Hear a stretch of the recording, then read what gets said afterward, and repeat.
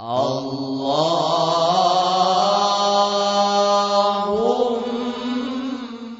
ila hadratin nabiyyin Mustafa Muhammadin sallallahu alaihi wasallam wa kafatil anbiya'i wal mursalin wal malaikatil muqarrabin wal ulama'il 'amilin wal musannifin al mukhlisin wa ila jami'il mujahidin fi sabilillahi rabbil alamin. ثم إلى آبائنا وأمهاتنا وأصولهم وفروعهم ثم إلى مصنف هذا الكتاب شيء لله لنا ولهم الفاتحة. أعوذ بالله من الشيطان الرجيم. بسم الله الرحمن الرحيم. الحمد لله رب العالمين الرحمن الرحيم مالك يوم الدين إياك نعبد وإياك نستعين اهدنا الصراط المستقيم صراط الذين أنعمت عليهم غير المغضوب عليهم ولا الضالين آمين. نويت التعلم والتعليم والتذكر والتذكير والنفع والانتفاع والإفادة والاستفادة والحث على التمسك بكتاب الله وسنة رسوله صلى الله عليه وسلم والدعاء إلى الهدى والدلالة على الخير ابتغاء وجه الله ومرضاته وقربه وثوابه وحسن الخاتمة مع اللطف والعافية وصلاح العاقبة. قال المصنف ونفعنا به وبعلومه في الدارين آمين.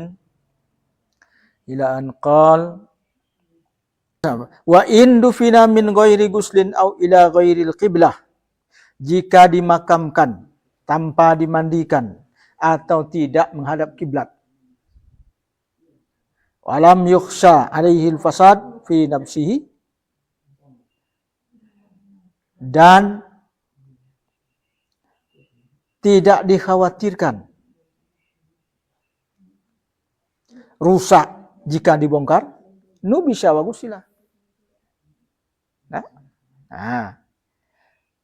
Mayat tidak dimandikan, dikuburkan, kemudian tidak menghadap kiblat, maka kalau kita membongkarnya tidak menyebabkan mayat itu hancur, maka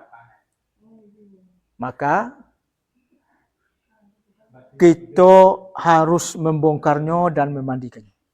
Kalau tidak hancur, misalnya baru mati, sudah ditanam, tidak ada dimandikan, tidak ada disolatkan, tidak ada disolatkan, tidak ada dimandikan, dan tidak dihadapkan ke kiblat, atau salah satu di antaranya, tidak dimandikan, tidak dihadapkan ke kiblat, ya kan? Kemudian apa lagi tadi? Tidak dimandikan, tidak disolatkan. Solatkan bisa dalam kuburan. Kalau dua tuh tidak bisa. Tidak bisa digantikan. Kalau selagi mayat itu masih bisa dibongkar, bongkar. Kalau belum rusak, hadapkan ke kiblat. Dia dibuka dulu, dimandikan dulu. Dibongkar kapannya? Dimandikan. Karena belum dimandikan. Karena memandikan itu wajib sebelum dikuburkan. Menghadap ke kiblat itu wajib. Nubisa wa ghusila, bongkar, mandikan, wa wujjiha ilal qiblah, hadapkan ke kiblat. Lianna hadza wajibun wa maqdurun ala fi'lihi. Karena hal ini wajib dan bisa dilakukan. Fayajibu fi'luhu, maka wajib melakukannya karena masih bisa dilakukan. Kecuali lama, dah hancur, dah busuk, itu payah. Tidak ada lagi. Mayat tidak berefek ke mayat. Ini kan kewajiban kita yang hidup. Nah, maksudnya yang baru dikubur. Yang baru dikubur dibongkar. Kalau belum dimandikan atau tidak menghadap kiblat. Makanya itu aku khawatir dengan tu. Makam kita tu di tuh. Apa benar menghadap kiblat atau tidak? Sebab lah berbeda-beda arah. Ya. Ada yang gini, ada yang gini, ada yang gini. Apa noh? Mana? Kalau ngapankan boleh. Kalau menyolatkan boleh sampai dikubur. Tapi kalau memandikan tidak boleh. Harus dibongkar. Kalau masih bisa dibongkar. Kalau menghadap kiblat masih bisa dibongkar, bongkar, hadapkan ke kiblat. Jadi mana cara Yang lelamo itu kan tidak bisa lagi. Makanya perlu. Dia kan mengiringkan mayat itu balonnya besar. Ya. Mengiringkan mayat. Sampai ke kuburan ya. Dari rumah sampai ke masjid menyolatkan. Dapat pahala 1 kirot. 1 kirot itu pahalanya sebesar Gunung Uhud. Gunung Uhud itu tingginya, panjangnya 3 km. 4 km. Sekedar itu. Kemudian kita menyaksikan pemakamannya. 1 kirot. Apa buya-buya ada mau nyari pahala? Nyari pahala. Antar. Solat.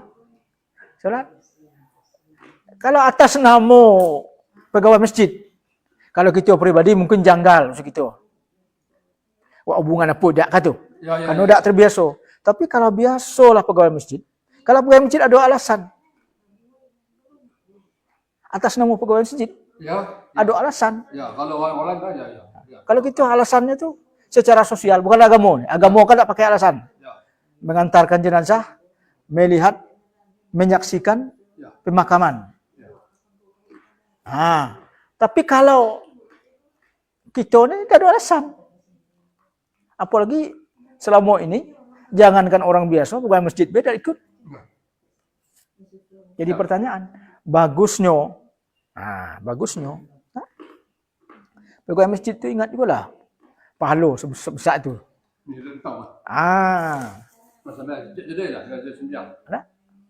Ada mati ikut. Bukan cuma ngantar dari rumah ke masjid sholat baik. 1 kirot, baru separuh atau pahala. Ngantarkan pemakaman. Apalagi di dusun kita tuh. Karena sering terjadi. Masyarakat tidak tahu cara menguburkannya. Itu data, fakta. Tidak bisa pegawai masjid mengelak fakta itu. Tapi pegawai masjid kayaknya mengelak fakta harus ngantar ke kuburan. Antar ke kuburan. Lima caranya. Lima caranya. Kalau ada yang kurang betul, betulkan. Ukur kuburan tuh. Betul nak ada kiblat tuh. Sebab wajib mengarahkannya ke kiblat kalau mayat itu tidak menghadap kiblat. Sebelum mayat itu rusak. Apalagi sebelum dimakamkan. Tengok kuburan tuh, ada kiblat tidak? Sedangkan sudah dikubur baru dibongkar, apalagi yang belum dikuburkan. Tengok dulu, luruskan kubur tuh. Jadi kubur-kubur itu namanya. Itu tanggung jawab orang yang hidup. Tidak hati-hati. Mudah-mudahan Tuhan akan mengampunkannya. Karena bagi yang bersangkutan, yang mati tidak ada pengaruh. Karena itu bukan kewajiban. Kewajiban habis ketika kita wafat. Selebihnya kewajiban yang hidup.